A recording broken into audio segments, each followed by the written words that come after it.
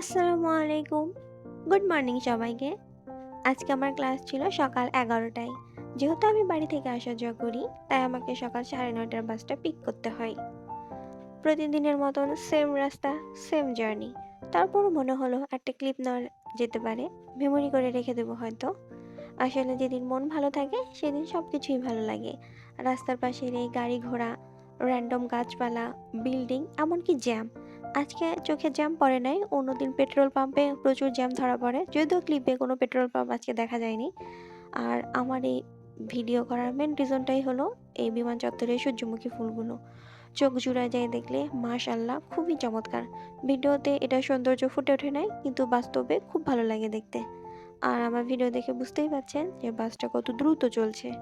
এভাবেই আমাদের ড্রাইভার মামা আমাদেরকে হেলিকপ্টারের মতো উড়াই নিয়ে ক্যাম্পাসে পৌঁছে গেছে।